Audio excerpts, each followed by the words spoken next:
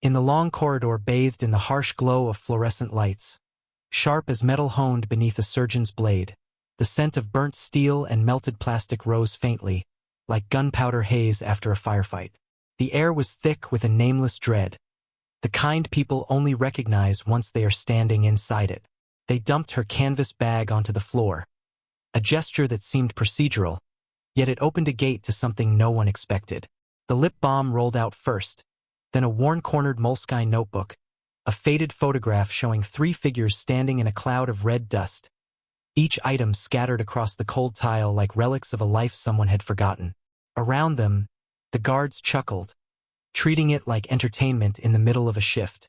But then one of them, Elson, a young soldier still naive enough to believe everything was simple, unzipped the final compartment of the bag. The zipper stuck slightly, clogged with fine sand, and suddenly, the air felt like it was being crushed in a fist. Laughter stopped, footsteps halted. Even the ventilation system seemed to hold its breath for a beat. Elson pulled out a small leather case, oddly heavy for something that fit in the palm of a hand. When he opened it, something inside caught the light. Not glowing, not shining, simply present. A muted light of authority that needed no name. A matte black emblem, embossed with the image of a falcon clutching a lightning bolt whose tail split into 4 talons. Elson didn't know what it meant, but Sergeant Wren did. He had manned this checkpoint for 8 years and once encountered one of those who bore this symbol. He inhaled sharply, as though the air had grown barbed, and removed his sunglasses. He looked at Mira Thorne the way someone might look at an unexploded mine. In that moment, everything shifted beneath the surface. A landline phone at the checkpoint rang twice, then cut off. A silent alarm to the surveillance room. The security staff went from bored to alert. 2 military police appeared as if conjured from the shadows, hands on their gun belts, their suspicion not born from knowing who she was, but from watching their superior's expression change. Because in a place like this, the real fear comes from what no one dares to name. Mira Thorne remained silent, hands open, palms facing up. A gesture of full compliance, yet just close enough for her index finger to casually graze the ID band around her neck. One swipe, and she could trigger a kill code sequence that would erase the entire area within 5 seconds, using priority protocols only 4 people on Earth could access. She could, but she didn't. She waited, watched, calculated. Wren's voice came low and hard, pointing to the steel table beside them. Seal the bag. Leave the badge in place. No one touches it. Elson blinked, startled, hands trembling as he placed the box back down. Outside, the screech of run-flat tires tore against the pavement. An unmarked black SUV slid into position by the entrance. 2 officers stepped out. Dark blue uniforms, no insignia, no names, no ranks, only one symbol on the left shoulder, the emblem of Air Combat Command. When the taller one entered, his eyes cold as atomic ice, every guard nearby straightened instinctively. His gaze swept the scene like a laser scanner, stopping on the lone badge on the steel table. He didn't look at the bag, didn't look at the soldiers. He looked only at Mira Thorne, and spoke not with a question, but with confirmation. Lieutenant Colonel Thorne. The entire room froze in a single heartbeat. Elson dropped his pen. Someone forgot to breathe. Why is a Red Falcon operative transiting through the West Gate unescorted? Mira replied, voice low but steady. Because I signed a remission. I'm administrative personnel. Section 12C permits independent movement within base limits. Section 12C also stipulates operatives may not carry any insignia that could reveal identity. That emblem was retained on recommendation. As a reminder, no one asked what it reminded her of. Those who needed to know already knew. The officer gave a single nod, neither slow nor long. Return her belongings. Log a procedural breach. Wipe all camera footage of this segment within the next 30 minutes. And dissolve this checkpoint within the hour. No one argued. No one questioned. Elson quietly replaced each item in the bag. When he picked up the badge, his hands shook so badly he dropped it. Mira retrieved it without rebuke, without a word. placing it back into the bag as if setting a piece of armor onto her chest. When she walked out of the screening zone, no one dared meet her eyes, but everyone whispered. Her name was Mira Thorne, and they had just realized what they'd awakened.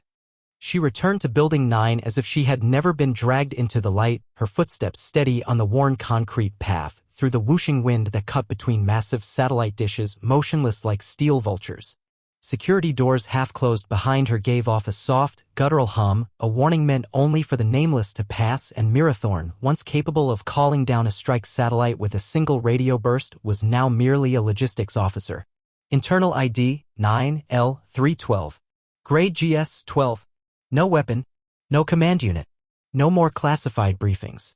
She opened her office door. The room was rectangular, its walls painted a pale institutional blue. The air filter sighed faintly like the collective breath of those resigned to administrative lives. The window looked out onto a maintenance alley cluttered with dumpsters and pipes where garbage trucks arrived each morning before the sun fully rose. She liked it for exactly that. There was nothing worth looking at and no one could look in. She removed her canvas bag, set it on the worn desk, and slowly unpacked each item as if reclaiming the fragments of a mask she'd worn for more than a decade. A thermal mug, a fountain pen, a packet of instant oats, a screwdriver set, and a cedarwood token round as a coin, the same token that had once bought her 30 seconds of life during a hostage standoff in Chad. Each item returned to its familiar place, props in a play repeated daily. But the last thing she placed down, light as air, heavy as death, was the leather case containing the Falcon Lightning badge. And for the first time in years, Mira didn't hide it. She left it on the edge of the desk, open, quietly watching the emblem catch the desk lamp's glow, not a bright shine, but just enough to touch a nerve in memory. The images came rushing back like dust whipped up by a desert wind, a rocky hill in Syria, 2 wounded soldiers in the mud, the storm rolling in, artillery raining down, the signal jammed, radios failing. And then a bolt of lightning exploding inches from her spine. The white streak in her hair was the fossilized imprint of that instant. No one in this building knew that. Her coworkers assumed the silver lock was from stress. They didn't know it was a recording made in flesh and bone. They didn't know she was the last survivor of a unit wiped off the books with a single line of code. Discontinued. Now, all she had left from that former life were 3 items. The old titanium dog tags tucked beneath her undershirt like spare ribs. The cedarwood token with its chipped edge, and the badge, the one she should have destroyed under protocol, but instead had hidden for 12 years. As a reminder, you once had a name people whispered, not out of fear, but respect. And then she let it go. She ate lunch, oats mixed with black coffee, not for taste, but because sugar gave her headaches, and headaches led to memories, and memories were the one thing she wasn't allowed to carry into this room. For Mira, every habit was a ritual of disappearance. Attention was the enemy of erasure. And Mira had spent a lifetime becoming someone no one remembered. Yet in less than an hour that morning, through a mistakenly opened bag, a look from Sergeant Wren, a screech of SUV tires, and a voice sharp enough to cut glass speaking her former rank, everything cracked. The fracture wasn't large, but she felt it the way an old soldier feels pain before a storm. And what scared her wasn't that they'd found the badge. It was that they reacted as if they had been waiting for exactly that moment. By 1500 hours, a courier in a gray uniform knocked on her door. He said nothing, just handed her an unmarked envelope, no origin code, no directive on the exterior, but the gray laminate and deep black ink were unmistakable, used only for one kind of message. A Red Falcon recall order. Inside was a cold, simple card. Recall protocol, Red Falcon. Remission suspended Article 7. Report to Hangar 6 to 1900 hours. Signature redacted. Her hand didn't shake, but her pulse did. Article 7 wasn't an order. It was a myth.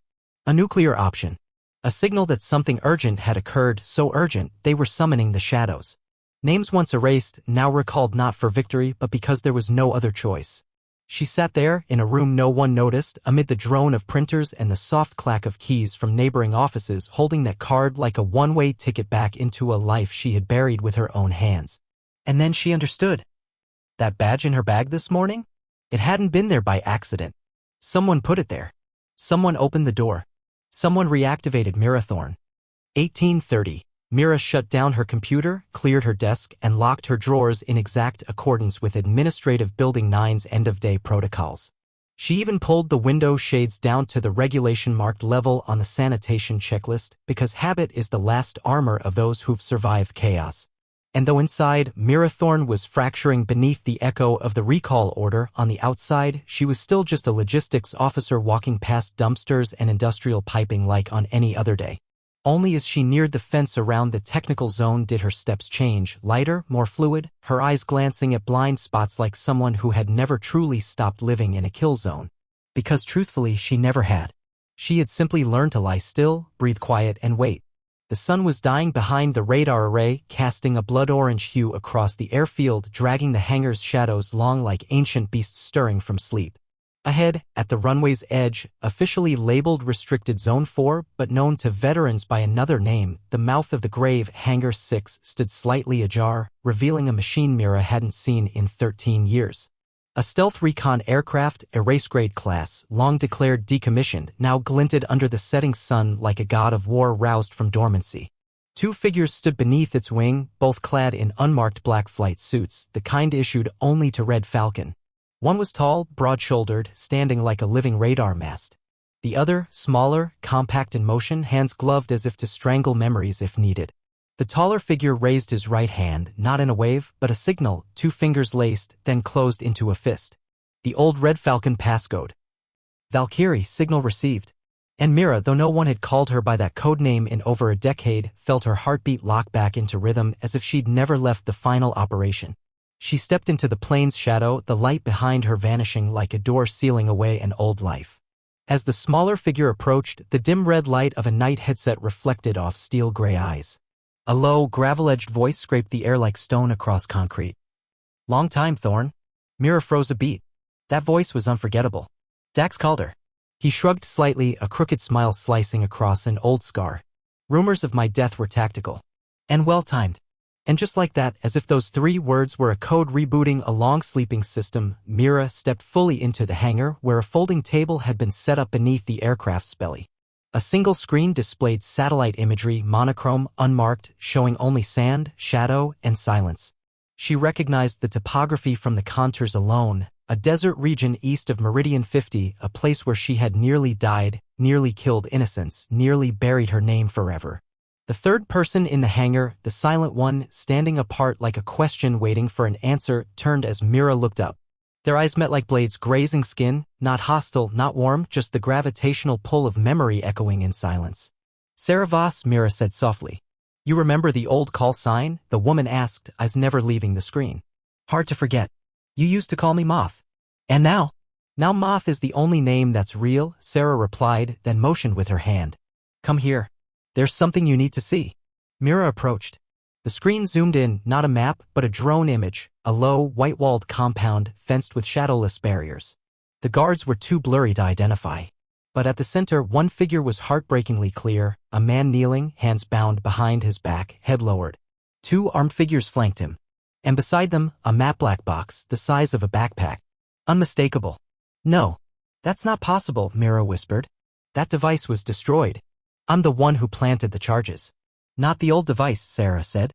"Its successor. And it's active." The world trembled slightly around Mira, not from sound, but from implication. If the successor unit was online, it meant someone had restored the original encryption. Someone had accessed the Red Falcon archive, sealed forever in an Arctic deep vault, rigged to self-destruct if tampered with. And yet here it was. In the desert. In the now. In the space between her denied past and a present calling her name. "How long do we have?" Mira asked.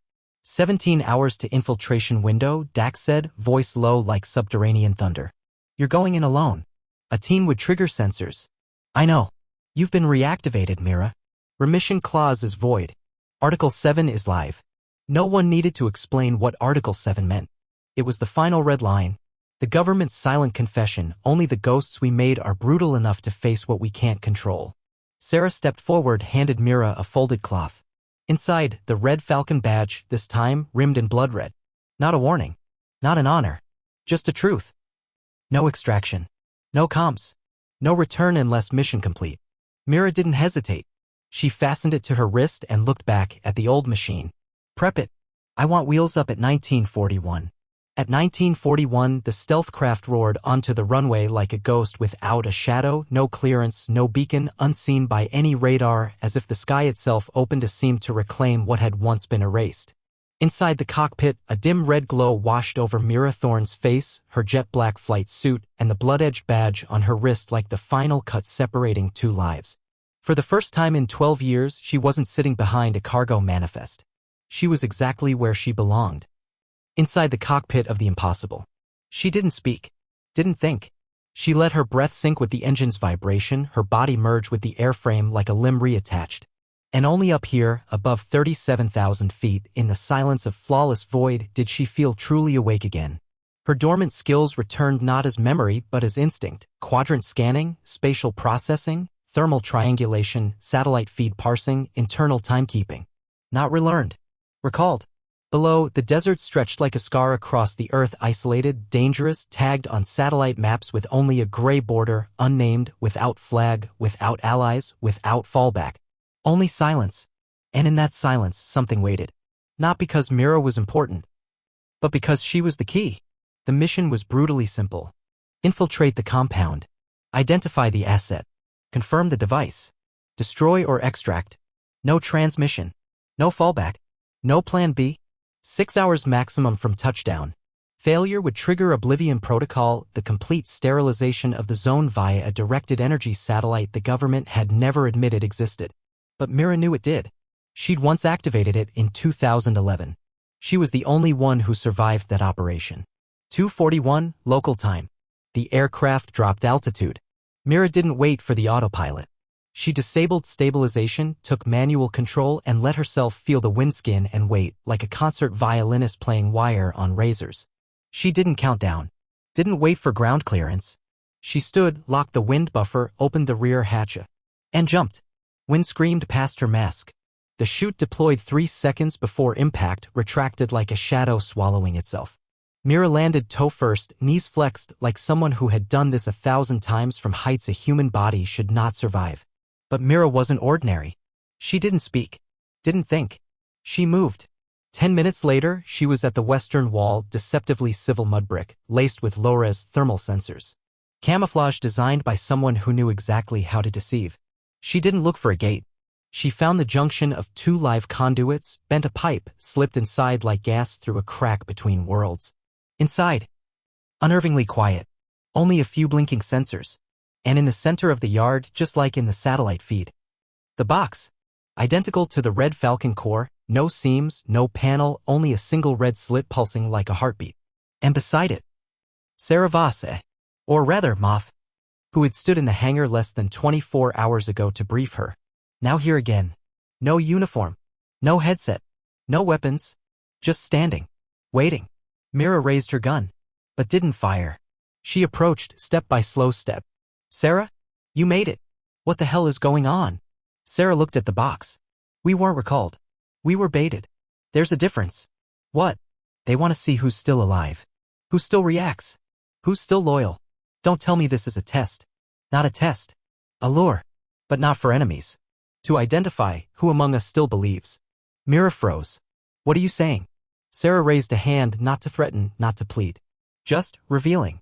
That badge this morning, you didn't put it in your bag. They did. To trigger you. If you responded, they'd know.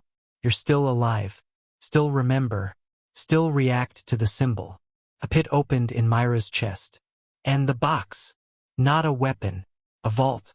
It holds every order, every mission, every lie Red Falcon ever executed. And now it's online. Mira took a step back. This is exposure? No. This is release. They don't want to control us anymore, Mira. They want to erase us. But first they needed to know who still believes, who would betray, and who would reflect the light. Mira looked skyward. A formation of drones began to materialize in the clouds, silent silver axes. Are those ours? No, Sarah whispered. They belong to no one now. They're systems. And the moment you appeared, the signal triggered. Now it can't be stopped. The black box clicked. The red light turned green. A signal began broadcasting. Booting, Red Falcon Archive 0.1. The eastern sky began to pale, not with dawn, but because the drone network had shifted course. They withdrew like shadows of birds slicing across the first light, leaving behind a silence so complete even the wind seemed to pause. In the bare courtyard of the terracotta complex, once disguised as a civilian supply point, only 2 people remained. 2 women, 1 black box, and a truth now racing across the world faster than any deletion protocol could chase. Mira Thorne stood up, not with urgency, not with ceremony, but with the calm of someone who had just crossed off the final task on a list 12 years long. It was time to close up. Beside her, Sarah Voss Moth folded down the portable display, slipped it into her chest pocket. "The final node has received all mirror copies," she said. "How many systems still open?" Mira asked.